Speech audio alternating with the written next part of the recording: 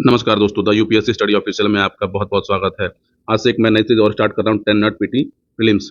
यहाँ मैंने हिस्ट्री लिखा है, लेकिन आपको जो प्लेलिस्ट मिलेगी वो प्लेलिस्ट मिलेगी 10 minute PT, 10 minute PT history. अब मैं जो स्टार्ट करता जाऊँगा जैसे हिस्ट्री, ऐसे फिर ज्योग्राफी, पॉलिटी। तो अभी स्टार्ट करें हिस्ट्री। हिस्ट्री के मैंने करीब-करीब 5-6 लेक्चर रिकॉर्ड कर दिए हैं और ये सोच रहा हूँ कि मैं सुबह-शाम 2 लेक्चर आपको इसके पर डे दिया करूँ। देखिए 10 मिनट जो लिखा हुआ है, ये वीडियो 10 मिनट के आस-पास होंगे। कोई वीडियो 12 मिनट का हो सकता है, कोई वीडियो 8 मिनट का हो सकता है। तो मैंने प्रयास किया है कि ये 10 मिनट हिस्ट्री वीडियो रहेंगे, ऐसे 10 मिनट ज्योग्राफी रहेंगे, ऐसे 10 मिनट पॉलिटी, 10 मिनट एनवायरनमेंट रहेंगे। इसको आप एक बार सुन जरूर लीजिए और हो सकता है अपनी कॉपी में नोट कर लीजिएगा। इसकी पीडीएफ भी आपको मैं दे दूंगा। यदि आप मेरा क्रैश कोर्स और एक मेरा सुपर 50 बैच है, सुपर 50 बैच अगर इसको ज्वाइन करना चाहते हैं, लेकिन सुपर 50 बैच जो है वो पीसीएस 2024 और पीसीएस 2025 के लिए है। मतलब अगर आप 24 में पेपर दे रहे हैं पीसीएस का, वो भी आप ज्वाइन कर सकते हैं, और यदि 2025 में दे रहे हैं तो भी आप ज्वाइन कर सकते हैं। फ्रेशर जो लोग हों वे जरूर उसको ज्वाइन करें, आपको इससे लाभ जरूर मिलेगा। अगर आप इसकी डिटेल जानकारी चाहते हैं तो आप मुझसे इस नंबर पे व्हाट्सएप करके इन्फॉर्मेशन ले सकते हैं। तो चलिए समय खराब नहीं करते हैं, हम लोग शुरू करते हैं अपने जीएस 10 मिनट पीटी का। ठीक, अब देखिए इसका उपयोग कैसे करना है कि जैसे मान लीजिए आप पढ़ नहीं रहे हों, आप लेटे हुए हों, उस समय आप इस वीडियो को सुन जरूर लीजिए। अगर आप इसको 2-3 बार जरूर सुनते हैं तो यकीन मानिए ये आपको पेपर में एलिमिनेशन के समय बहुत काम देगा। इसलिए इस सीरीज को बहुत ध्यान से देखिएगा और ये सीरीज पर डे रहेंगी। मैं प्रयास करूंगा कि पर डे इसके 2 वीडियो आपको मिले। तो एक काम करिए, चैनल को लाइक कर लीजिए, सब्सक्राइब कर लीजिए, शेयर कर लीजिए, और जो प्रोफाइल की वीडियो आएंगे 1-2 दिन का वेट कर लीजिए। ठीक है, चलिए शुरू करते हैं। जब किताब उठा के नहीं पढ़ रहे हों, या फिर आप जब लेटे हुए हों, आपका पढ़ने का मन ना करे, आप खाना बना रहे हों, या फिर आप टहल रहे हों, या फिर आप ब्रश कर रहे हों, या फिर ऐसा कोई भी एक्टिविटी करें जिसमें आप किताब लेके अपने हाथ में नहीं पढ़ सकते, उस समय आप अपने मोबाइल की स्क्रीन पर या फिर मोबाइल की बिना स्क्रीन को देखे हुए भी आप केवल ईयरफोन की सहायता से मोबाइल को अपने जेब में लगाइए और इन क्वेश्चनों को कम से कम 2-3 बार 4 बार सुन लीजिए। अगर आप सुन लेते हैं तो आप यकीन मानिए कि आप प्रीलिम की परीक्षा में एक ठीक ठाक क्वेश्चनों का क्वेश्चन बैंक प्रिपेयर कर लेंगे। और आप जब एमसीक्यू लगा रहे होंगे या फिर आप जब प्री का पेपर दे रहे होंगे तो ये क्वेश्चन आपको एलिमिनेशन में बहुत सारी हेल्प करेंगे। और ऐसे बहुत सारे क्वेश्चन होंगे जो सीधा यहाँ से डायरेक्ट फॉर्म में आप पूछ ले जाएँ और आपको ऑप्शन देखने को मिले, यानी आपको एक प्रश्न और उस प्रश्न का उत्तर, जैसे हम लोग बचपन में पढ़ते थे कि प्रश्न क्या उसका उत्तर क्या है, यानी ये जो सीरीज़ है प्रश्न और उत्तर की सीरीज़ के फॉर्म में है। ठीक है, तो आप इस सीरीज़ को अधिकतम बार देखिए, लाइक करिए, शेयर करिए, सब्सक्राइब करिए। चलिए स्टार्ट करते हैं। देखिए पहली बात हम स्टार्ट कर रहे हैं हिस्ट्री से। ठीक है, और ऐसे इसको हिस्ट्री के साथ फिर अन्य सब्जेक्टों को कंटिन्यू करते हुए चले जाएंगे। तो देखिए आपके सामने जो पहला है कि प्राचीन काल में आर्यों के जीविकोपार्जन का मुख्य साधन। देखिए यहाँ पे क्या है, आर्यों। ठीक है, आर्यों के जीविकोपार्जन का मुख्य साधन क्या था, तो वो कृषि थी। यानी आर्यों के समय भारत में कृषि स्टार्ट हो गई थी। उस स्थल जहाँ से प्राचीनतम स्थायी जीवन के प्रमाण मिलते हैं, मेहरगढ़। मेहरगढ़ कहाँ है, पाकिस्तान में है। ठीक, गंगा घाटी में धान की खेती का प्राचीनतम प्रमाण कहाँ मिलता है, लौरादेव। ये कहाँ पे, संत कबीर नगर में है। मध्य पाषाणिक स्थल से पशुपालन के साथ उपलब्ध हुए हैं, कहाँ से, बागौर से। अब आप कमेंट करते बताइए बागौर कहाँ पे है। ठीक है, अब बागौर की खोज किसने की थी। मध्य पाषाण काल में पशुपालन के प्रमाण मिलते हैं लेखनिया में, या फिर कई जगह लेखैया मिलता है। अब बताइए लेखैया कहाँ पर है, आप इसे कमेंट करके जरूर बताइएगा। मध्य पाषाण प्रसंग में पशुपालन के प्रमाण जहाँ मिले वह स्थान है आदमगढ़। अब देखिए यहाँ पे 2 चीज़ें हैं, यहाँ पे क्या, मध्य पाषाण काल में, और यहाँ पे मध्य पाषाणिक प्रसंग में पशुपालन के प्रमाण जहाँ मिले वह स्थान, वो कहाँ पे, आदमगढ़। देखिए जब प्रश्न से पूछेगा तो ऑप्शन में ये दोनों नहीं होंगे, हमेशा ऑप्शन में कोई एक होगा। ठीक, आप कमेंट करके बताइए कि लेखैया कहाँ पे है और आदमगढ़ कहाँ पे। उत्खनन प्रमाणों के अनुसार पशुपालन प्रारंभ हुआ था किस काल में, पशुपालन हमारा मध्य पाषाण काल में स्टार्ट हुआ था। देखिए मृत्या रहित नव पाषाणिक स्तर प्रकाश में आया कब, गुफराल से। गुफराल कहाँ पर है, आप ऑप्शन में बताइएगा। चलिए मैं आपको बताता हूँ गुफराल कहाँ पे है, जम्मू कश्मीर में है, अफगानिस्तान में है, पाकिस्तान में है, या इनमें से कोई और है। अब देखिए अगले प्रश्न पर आते हैं। खाद्यान्नों की कृषि सर्वप्रथम प्रारंभ की गई, यानी खाद्यान्नों की कृषि सर्वप्रथम कब प्रारंभ की गई, तो नवपाषाण काल में स्टार्ट की गई। ठीक, अगर नवपाषाण काल में गर्त निवास, गर्त मतलब जो डकयार्ड बनाए जाते थे, डक्स, वो कहाँ पे थे, बुर्जहोम गुफराल में।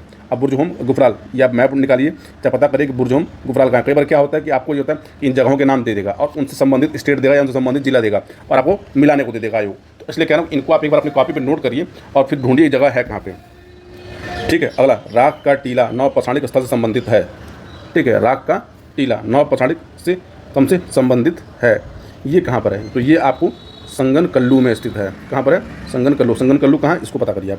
भारतीय उपमहाद्वीप में धान की खेती के प्राचीन साक्ष्य प्राप्त होते हैं कहाँ से, विंध्यन क्षेत्र से। ठीक, मानव द्वारा सर्वप्रथम प्रयुक्त अनाज था जौ, यानी मानव ने सबसे पहले जौ को ही उगाया था या जौ का ही प्रयोग किया था। वस्त्रों के लिए कपास की खेती का आरंभ सबसे पहले किया गया था, तो भारत में सबसे पहले कपास की खेती स्टार्ट की गई थी। बृहद पाषाण स्मारकों की पहचान की गई है मृतक को दफनाने के स्थानों के रूप में। जैसे कि आप जानते हैं कि दक्षिण भारत में मृतकों को दफनाने के बहुत सारे स्थान मिलते हैं महापाषाणी संस्कृति में। ठीक है, अब देखिए एक ही कब्र से 3 मानव कंकाल एक ही कब्र से 3 मानव कंकाल कहाँ मिले हैं? दमदमा से। दमदमा कहाँ है? कमेंट जरूर करिएगा आप। बिंद क्षेत्र में वह शिलाश्रय जहाँ सर्वाधिक मानव कंकाल मिले हैं। तो लेखैया, अब देखिए लेखैया आपके सामने 2 बार है। तो लेखैया में एक पहले क्या था, दूसरा देखिए लेखैया में सर्वाधिक मानव कंकाल भी मिले हैं।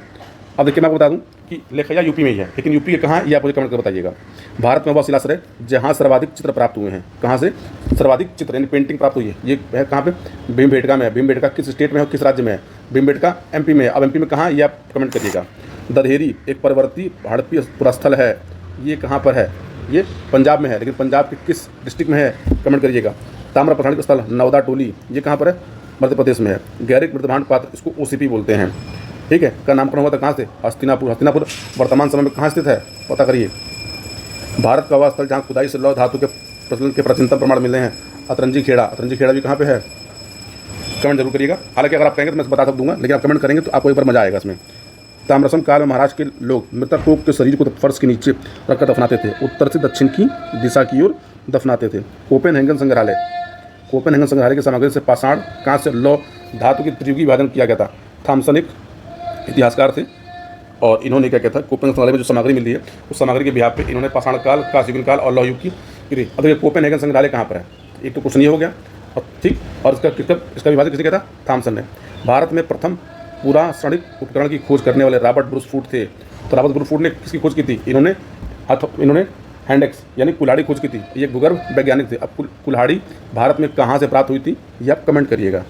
ताम्र प्रसारणिक स्थल नवदा टोली का उत्खनन किया था किसने? एच.डी. संकालिया ने। एच.डी. संकालिया ने। चलिए आते हैं अगले टॉपिक पे, सिंधु सभ्यता एवं संस्कृति के पे हम लोग। देखिए सिंधु सभ्यता संबंधित है किससे? आदि ऐतिहासिक युग से। आदि ऐतिहासिक युग से क्या मतलब होता है? यानी आदि ऐतिहासिक युग वो इतिहास कि जिसका हमको लिखित ज्ञान तो है लेकिन हम उसको तक पढ़ नहीं पाए हैं, इसलिए उसको आदि ऐतिहासिक युग में रखा गया है। हड़प्पा संस्कृति की उत्तर सीमा का निर्धारण कौन करता है? मांडा, ठीक। अब देखिए आप हड़प्पा सभ्यता कि उत्तर, दक्षिण, पूर्व, पश्चिम सीमाओं को बताइए, कमेंट जरूर करिएगा। सिंधु घाटी सभ्यता का वह स्थान जो अब पाकिस्तान में है, हड़प्पा। सिंधु घाटी सभ्यता की विकसित अवस्था में वह स्थल जो घरों में कुओं के अवशेष मिलते हैं, कहाँ से मिलते हैं? मोहनजोदड़ो से मिलते हैं। सिंधु सभ्यता के महान संस्कार प्राप्त हुए हैं मोहनजोदड़ो से। देखिए आपके सामने 2 फैक्ट मिले। मोहनजोदड़ो में के हर घर में लगभग कुआं मिलता था, और वहाँ क्या मिलता है आपको? महान स्नान घर प्राप्त होते हैं। अब आते हैं हम लोग अगले पे। सिंधु घाटी सभ्यता की विकसित अवस्था में वह स्थल जहाँ से घरों में कुएं के अवशेष। तो देखिए भाई मोहनजोदड़ो। सिंधु घाटी सभ्यता का पतन नगर यानी डकयार्ड सिटी कहाँ थी? लोथल। लोथल कहाँ पे है? गुजरात में है। गुजरात के किस सिटी में है ये कमेंट करिएगा।